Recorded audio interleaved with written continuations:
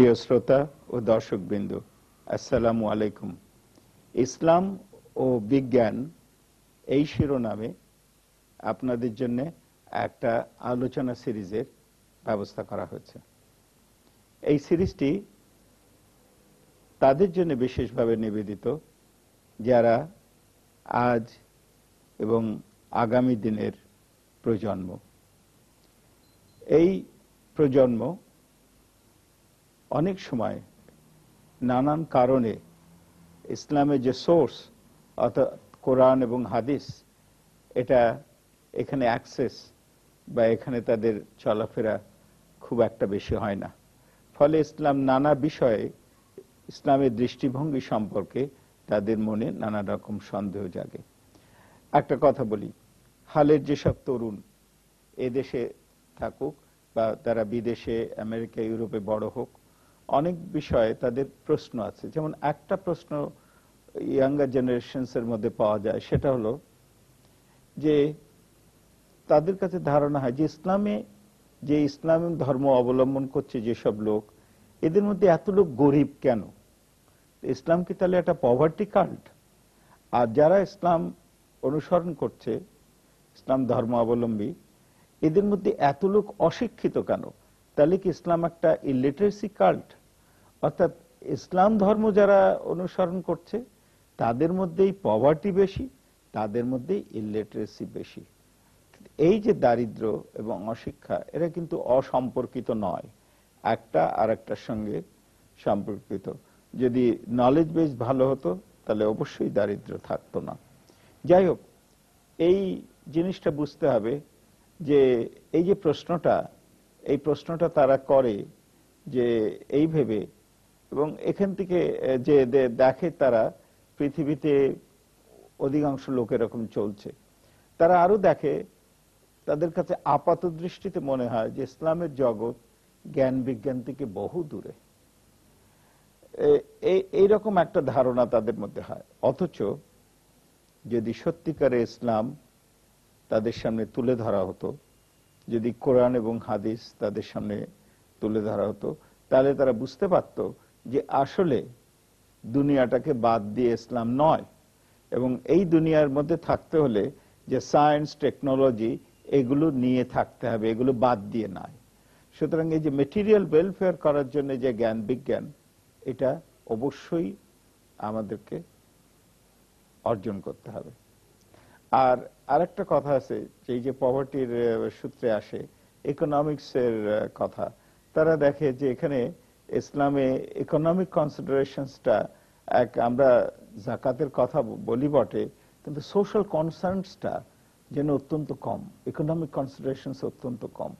অথচ কোরআনে বারবার এইসব কথা বলা আছে যে পভার্টি অ্যালিভিয়েশনের কথা, ঠিক এই এখন যে ল্যাঙ্গুয়েজে বলি এই ল্যাঙ্গুয়েজটাই, কিন্তু সম্পদের বন্টনের কথা বারবার বলা হয়েছে যে আমার সম্পদে অন্যের হক আছে।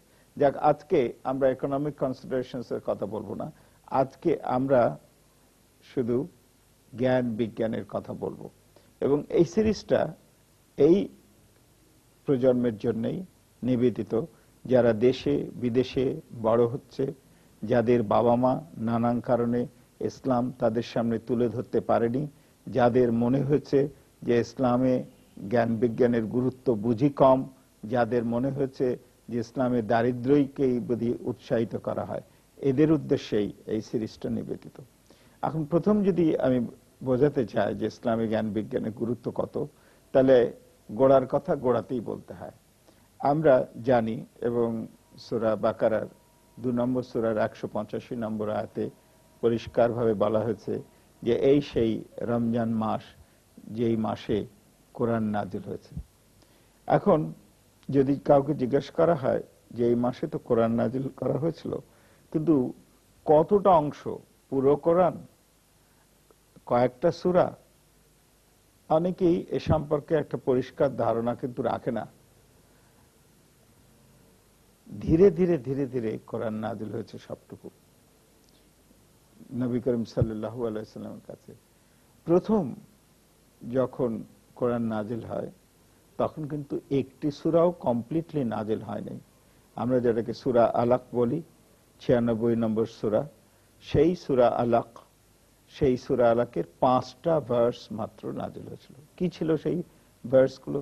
ছিল ইকরা বিসমি রাব্বিকাল্লাযী খালাক, খালাকাল ইনসানা মিন আলাক, ইকরা ওয়া রাব্বুকাল আকরাম, আল্লাযী আল্লামা বিল কালাম, আল্লামাল ইনসানা মা লাম ইয়ালাম। এখন এই যে 5টা ভার্স, এই 5টা ভার্সের মধ্যে কি কথা বলা হয়েছে? আমরা এই যে ঈমান, নামাজ, রোজা, হজ, যাকাত এগুলোর কথা বলি, এগুলো খুব ইম্পর্টেন্ট স্তম্ভ, কিন্তু এই 5টা ভার্সে বলা হয়েছে পড়ো তোমার প্রভুর নামে, যিনি সৃষ্টি করেছেন মানুষকে ইয়ের থেকে, মাটি থেকে, এবং তাকে শিখিয়েছেন কলম দ্বারা যা সে জানতো না। তাহলে এখানে 3টে জিনিস পরিষ্কার। একটা হলো, প্রথম কথাটা হলো ইকরা, পড়ো, এটা একটা। আর সেকেন্ড হলো যে এই কলমের কথা বলা হয়েছে, কলম, বড় কাফ দিয়ে কলম, এই কলমের কথা বলা হয়েছে। আমরা বলি the pen is mightier than the sword. কলম হলো একটা ইন্ডিকেশন, এটা indicative of knowledge, science, technology, জ্ঞান বিজ্ঞানের একটা প্রতীক হলো কলম। এই কলমের কথা বলা হয়েছে। আর বলা হয়েছে মানব সৃষ্টির কথা, যেটা মেডিকেল সায়েন্সের মধ্যে পড়ে। তাহলে এই যে রমজান মাসে আমাদের নবী করিম সাল্লাল্লাহু আলাইহি ওয়াসাল্লামের কাছে যে কোরআন নাজিল হলো, সেই কোরআন নাজিলের প্রথম 5টা সূরা নাজিল হলো। 5টা সূরার মধ্যে পড়ার কথা, 5টা সূরার মধ্যে কলমের কথা, আর 5টা সূরার মধ্যে মানব সৃষ্টির কথা, জ্ঞান বিজ্ঞানের কথা। এটা কিন্তু খুব একটা ইন্টারেস্টিং অবজারভেশন, প্রত্যেকের কাছে হওয়া উচিত। এরপরে আরো ইন্টারেস্টিং কথা হলো এই যে অনেকদিন তারপরে আবার আর কোনো রেভেলেশন আসে নাই। তখন যারা একটু ক্রিটিক্যাল ছিল তারা বলতে লাগলো যে কই, আর তো ওহি আসছে না। কেউ বলে দিন, মাস, 6 মাস, প্রকারান্তরে 1 বছরেরও বেশি ওহি আসে না। আবার যখন ওহি আসলো, তখন সেটা এই সূরার অবশিষ্ট অংশ না, সেটা হলো, সেই সূরাটার নামই হলো সূরা কলম, 68 নম্বর সূরার। আর তার প্রথম কথাই হলো নুন, শপথ কলমের, ওয়ামা ইয়াসতারুন। এই ওয়াল কালামি, নুন ওয়াল কালামি ওয়ামা ইয়াসতারুন, এই আবার সেই কলমের কথা। তাহলে দেখা যাচ্ছে যে প্রথমেই এই ঘুরে ফিরে কলমের কথা বারবার আসছে, পড়ার কথা আসলো, কলমের কথা আসলো। আর যদি কোনো এক তরুণ ভাবে যে আচ্ছা, তার মনে কিন্তু দারুণ অশান্তি আসতে পারে যে এত কলমের কথা বলা হলো, অথচ আজকে যে মুসলিম জনগোষ্ঠীর একটা বিরাট অংশ কলম ধরতে পারে না, অর্থাৎ ব্যবহার করতে পারে না। এটা কিন্তু একটা আমাদের জন্য দারুণ একটা মর্মান্তিক খবর। এমনটি হওয়ার কথা ছিল না। তাহলে, এবং এই ধর্মের প্রথম কথা পড়ো, এবং আমরা পড়তে পারি না, কলম ধরতে পারি না। এটা একটা অ্যাপারেন্ট একটা আমাদের কাছে কন্ট্রাডিকশন মনে হয় অনেকের কাছে, কিন্তু ইসলামে তো তা নাই। রিয়েল ইসলামের কাছে গেলে দেখা যায় যে এটাকেই গুরুত্ব দেওয়া হয়েছে। আর এরপরে যদি আমরা আসি যে কোরআনে জ্ঞানের প্রতি কিরকম গুরুত্ব, জ্ঞানার্জনের প্রতি গুরুত্ব আরোপ করা হয়েছে কেমন, কোরআনে জ্ঞানী ব্যক্তির প্রতি গুরুত্ব আরোপ করা হয়েছে কেমন, কোরআনে বিজ্ঞানের প্রতি গুরুত্ব আরোপ করা হয়েছে কেমন, তাহলে আমরা দেখতে পারবো যে কোরআনের যে ভার্সের সংখ্যা, আয়াতের সংখ্যা, তা হলো 6666টি আয়াত। এই 6666 আয়াতের মধ্যে প্রায় 1/8 জ্ঞান বিজ্ঞান প্রযুক্তি সংক্রান্ত। এটা একটা সাংঘাতিক কথা, কিন্তু আমরা এটা খেয়াল করি না। কিছু দূর যেতে না যেতেই আল্লাহ তাআলা জ্ঞান বিজ্ঞানের কথা বলেছেন। আচ্ছা, এই যে গুরুত্বের কথা বললাম, এই গুরুত্বের কথাটা একটু বলি। আমরা তো জানি যে ইসলাম ধর্মে আমরা সবাইকে সমান ভাবি, সাম্যের ধর্ম। প্রকৃতপক্ষে অনেক লোক এই যে ইসলামের যে সাম্য, যে ইউনিভার্সাল ব্রাদারহুড, বিশ্বজনীন যে ভ্রাতৃত্ব, সাম্য, ন্যায় বিচার, এইটার কথা চিন্তা করেই কিন্তু ইসলাম ধর্মে ধর্মান্তরিত হয়েছে অনেকেই। সেই আদিকাল থেকে এখনো পর্যন্ত চলছে। এটা সাম্যের ধর্ম। এখানে একজন কাজের লোকের পেছনে যে মনিব নামাজ পড়ছেন, এই দৃশ্য, রাজা নামাজ পড়ছেন, সুলতান নামাজ পড়ছে, এইসব দৃশ্য আমরা শুনেছি। তো এই যে সাম্যের ধর্ম, সেই সাম্যের ধর্মের মধ্যেও কিন্তু যে জানে এবং যে জানে না তাদের স্ট্যাটাস নিয়ে বলা হয়েছে। ৩৯ নম্বর সূরার ৯ নম্বর আয়াতে আল্লাহ জিজ্ঞেস করছেন, যে জানে এবং যে জানে না তারা কি সমান? এখন এটা একটা স্টাইল, অর্থাৎ বোঝাতে চাইছেন আল্লাহ যে যে জানে এবং যে জানে না তারা কখনোই সমান হতে পারে না। তাহলে এই সাম্যের মধ্যে, ধর্মের মধ্যেও যে জানে তার মর্যাদা বেশি। এই মর্যাদা যে বেশি, এটা আমরা আমাদের ইসলামের যে রাসূল, সর্বশেষ রাসূল নবী করিম সাল্লাল্লাহু আলাইহি ওয়াসাল্লাম, তার কথাতেও আমরা বুঝি।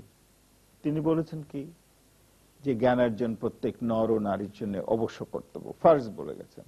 তা আমরা তো নবীর কাজগুলো করি সুন্নত হিসাবে, এইভাবে বসতে হবে, এইভাবে খেতে হবে, কাপড় এইভাবে পরতে হবে, এগুলো সুন্নতের কথা বলি, কেন রাসূল করেছেন। কিন্তু রাসূল ফার্জ কোন কথা বলেছেন? জ্ঞানার্জন প্রত্যেক নর ও নারীর জন্য অবশ্য কর্তব্য। তো জ্ঞানার্জন যদি প্রত্যেক নর ও নারীর জন্য অবশ্য কর্তব্য হয়, তাহলে এই কথাটা তো প্রত্যেক মুসলমানের বাড়ির দরজায় টাঙিয়ে রাখা দরকার। এটা তো ফার্জ বলেছেন, অবশ্য কর্তব্য। সেই তাহলে অবশ্য কর্তব্যটা করছি না কেন? এটা এক। দ্বিতীয়ত তিনি বলেছেন যে প্রয়োজনে যে জ্ঞানার্জনের জন্য চীন দেশে যাও। এখন চীন দেশে সেই সময় কোন জিনিসটা স্ট্রং ছিল? যেটা ছিল সেটা হলো কতগুলো টেকনোলজিক্যাল ফিটস, যেমন সিল্ক মেকিং ছিল, পেপার মেকিং ছিল, এইসব জিনিস ছিল। তিনি তো ধর্ম প্রচারের জন্য বলেন নাই, তিনি জ্ঞানার্জনের জন্য বলেছেন। তার মানে যে এক জায়গার লোক আরেক জায়গায় যাবে, জ্ঞানার্জনের জন্য যাওয়াটা প্রয়োজন, জ্ঞানার্জনকে সেখানে তাগিদ দেওয়া হয়েছে। বলেছেন আল্লাহ রাসূল যে যে জ্ঞানী ব্যক্তির যে কলমের কালি, তা একজন শহীদের রক্তের চাইতেও মূল্যবান। আমরা জানি শহীদের দরজা অত্যন্ত উঁচুতে, অত্যন্ত উঁচুতে শহীদের দরজা, কিন্তু তারপরেও বলছেন the ink of the scholar, অর্থাৎ যে জ্ঞানী ব্যক্তি যে কলম, তার কালি, সেই ইঙ্ক অব দ্য স্কলার, এটা হলো ব্লাড অব দ্য মার্টার, শহীদের রক্তের চাইতেও তার মর্যাদা বেশি। কতখানি সম্মান দেওয়া হচ্ছে। তারপরেও আরো কথা আছে, বলা হচ্ছে যে রাসূলের একটা হাদিস আছে, ওয়ালিল মুসালাহি, হযরত আলী রাদিয়াল্লাহু আনহু থেকে এই হাদিসটা, অর্থাৎ জ্ঞান আমার অস্ত্র। তো এই যে কথাগুলো আরো আছে, রাত্রে কিছুক্ষণ জ্ঞান চর্চা সারা রাত্রি নফল ইবাদত, ফরজ না, নফল ইবাদতের চাইতে উত্তম।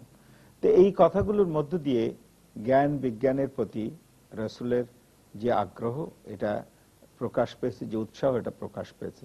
আরেকটা জিনিস ছিল যেটা আমরা পরবর্তীতে আরো বিশদ করে ভাবে বলবো, যে একজন রাসূল এরকম ব্যবস্থা করেছিলেন যে কোনো যুদ্ধবন্দী যে লিখতে পড়তে পারে, সে যদি 10 জনকে লিখতে পড়তে শিখিয়ে দেয়, তাহলে তাকে মুক্তি দেওয়া হবে। এখন একজন লোক মুক্তি পাবে দয়ায় বা দাক্ষিণ্যে না, 10 জনকে অন্ধত্ব থেকে মুক্তি দিয়ে একজন মুক্তি পেল বন্দিত্ব থেকে, এটা একটা মহান মুক্তিত্ব। কারণ সে 10 জন লোক, সেই চোখ থাকিত অন্ধ, যে লিখতে পড়তে পারে না, তাকে লেখাপড়া শিখিয়ে 10 জন লোককে লেখাপড়া শেখালে সে মুক্তি পেল। এই যে ব্যবস্থাগুলো, আমি যে রাসূলের গৃহীত ব্যবস্থাগুলো, এটা দেখলে এবং কোরআনের ওই আয়াতটা যদি আমি দেখি, যে যারা জানে এবং যারা জানে না তারা কি সমান, তাহলে এটা বোঝা যায় যে জ্ঞান বিজ্ঞানের প্রতি কতখানি গুরুত্ব আরোপ করা হয়েছে। গোড়াতেই তো বলেছি যে শুরুই হয়েছিল পড়ার মধ্যে দিয়ে, আর এই কলমের কথা বলে, মানব সৃষ্টির কথা বলে। এরপরে আরো অনেক কথা আছে, সেটা হলো যে বলছেন যে এই আয়াতসমূহ একমাত্র জ্ঞানী ব্যক্তিরা, আল্লাহর যে কালাম, আমরা কালিমাতুল্লাহ বলি, যে আল্লাহর কালাম বলি, মেসেজ, তো এটা 2 নম্বর সূরার 269 নম্বর আয়াতে আল্লাহ তাআলা বলছেন যে ওয়ামা ইয়াযাক্কারু ইল্লা উলুল আলবাব, মানে এই কথা, আল্লাহর যে বাণী, যে মেসেজ কোরআনে আছে, এটা কারা বুঝবে? মেন অফ আন্ডারস্ট্যান্ডিং, জ্ঞানী ব্যক্তি, উলুল আলবাব, জ্ঞানী ব্যক্তি ছাড়া এরা বুঝতে পারবে না। তাহলে আমরা যতই পড়ি না কেন, যদি আমাদের ভেতরে জ্ঞান গম্যি না থাকে, তাহলে এই কথা কেউ বুঝতে পারবে না। এটা একটা সাংঘাতিক কথা। আর একটা কথা আছে, এটা আমি রেফারেন্সটা দিচ্ছি 35 নম্বর সূরার 28 নম্বর আয়াতে বলা আছে, জ্ঞানী ব্যক্তিরা আল্লাহকে ভয় করে। কেন একটু পরে বলছি। এর সঙ্গে আরেকটি ভার্স যদি আমি যোগ করি, যেখানে বলা আছে যে আল্লাহ যে এক এবং অদ্বিতীয়, এই যে মনোথিস্টিক, যে লা ইলাহা ইল্লাল্লাহ, নেই আল্লাহ আল্লাহ ছাড়া, যে আল্লাহ এক এবং অদ্বিতীয়, এটি হলো ফান্ডামেন্টাল প্রিন্সিপল ইসলামের, আল্লাহ এক এবং অদ্বিতীয়। কিন্তু এই সাক্ষ্য কে দেন? শাহিদাল্লাহু আন্নাহু লা ইলাহা ইল্লা হুয়াল মালায়েকাতু, আল্লাহ নিজে দেন, মালায়েকাতু ফেরেশতা, আর উলুল ইলমি কাইমাম বিল কিসত, এই ইমাম বিল কিসত অর্থাৎ উলুল ইলমে, জ্ঞানে গভীরভাবে সম্পৃক্ত তারা, অর্থাৎ আল্লাহ সাক্ষ্য দেন আল্লাহ এক অদ্বিতীয়, ফেরেশতাগণ সাক্ষ্য দেন যে আল্লাহ এক এবং অদ্বিতীয়, এবং জ্ঞানী ব্যক্তি সাক্ষ্য দেন আল্লাহ এক এবং অদ্বিতীয়। তাহলে আল্লাহর প্রশংসা জ্ঞানী ব্যক্তিরা করেন, আল্লাহকে ভয় করেন জ্ঞানী ব্যক্তিরা, আল্লাহ আল্লাহ যে এক এবং অদ্বিতীয় সেই সাক্ষ্য দেন জ্ঞানী ব্যক্তিরা। কেন? এই যে বললাম আল্লাহকে ভয় করে, জ্ঞানী ব্যক্তিরা কেন করে? জ্ঞানী ব্যক্তিরা বুঝতে পারে যে এই যে ক্রিয়েশনটা রয়েছে, সেই ক্রিয়েশনটার ফ্যালক্রাম খুব ডেলিকেটলি পয়েজড, অর্থাৎ একটু যাকে বলে পান থেকে চুন খসলে সমস্ত সৃষ্টিতে বিপর্যয় আসতে পারে। যেমন আমরা এই যে গ্রিন হাউস এফেক্ট বলি, এখন একটা লোক যদি 10টা গাড়ি চালাতে থাকে বাতাসে, যদি কার্বন ডাইঅক্সাইড বেশি রিলিজ হয়, কার্বন মনোক্সাইড হয়, ওয়াটার ভেপার, মিথেন, তাহলে কি হবে? বাতাসে এগুলোর পরিমাণ বেড়ে গেলে সূর্যকিরণ যখন ভেতরে আসবে, রেডিয়েশন, সোলার রেডিয়েশন আসবে, এবং যাওয়ার সময় তখন লঙ্গার ওয়েভলেংথে এটা বিকৃত হয় এবং তাপ বাড়ে। তাপ বাড়লে আস্তে আস্তে বরফ গলবে, সমুদ্র উপকূলবর্তী দেশগুলো তখন ভেসে যাবে, গ্লোবাল ওয়ার্মিং, তারপরে রাইজ অফ সি লেভেল, এইসব যে কথাবার্তা, অর্থাৎ ইকোলজিক্যাল ডিজাস্টার, এই ডিজাস্টার মানুষ নিজে তৈরি করবে যদি যেমন ভাবে মানুষকে চলতে বলা হচ্ছিল সেরভাবে না চলতে। বাতাসে তো কার্বন ডাইঅক্সাইড থাকার কথা না, বাতাসে থাকবে অধিকাংশ নাইট্রোজেন থাকবে, অক্সিজেন থাকবে, সামান্য পরিমাণ কার্বন ডাইঅক্সাইড থাকবে। এখন আমাকে তো এই অক্সিজেন ইনহেল করার জন্য আমাকে তৈরি করা হয়েছিল, কার্বন ডাইঅক্সাইড ইনহেল করার জন্য নয়। সুতরাং আমার যদি আমি হিউম্যান অ্যাকশনস এর দ্বারা পরিবেশকে এরকম ভাবে আমি নষ্ট করে ফেলি যে এটা আমার পরে পরিবেশ একটা খুব খারাপ এফেক্ট ফেলবে, তাহলে তখন জ্ঞানী ব্যক্তিরা বুঝতে পারে যে এটা করা ঠিক না, এটা করলে সৃষ্টিতে বিপর্যয় আসবে। সুতরাং মোদ্দা কথা দাঁড়াচ্ছে এই যে ইসলাম ধর্মে জ্ঞান বিজ্ঞানকে অত্যন্ত উৎসাহ দেওয়া হয়েছে এবং জ্ঞানী ব্যক্তিকে সম্মান করা হয়েছে, অর্থাৎ জ্ঞানার্জন এখানে একটা প্রিন্সিপাল কম্পোনেন্ট। স্রষ্টা বন্দনা, স্রষ্টাকে ভয় করা, সব সৃষ্টিকে জানা, সবকিছুর পেছনে জ্ঞানার্জনকে অত্যধিক গুরুত্ব আরোপ করা হয়েছে। সুতরাং জ্ঞানার্জন আমাদের জন্য অবশ্য করণীয়।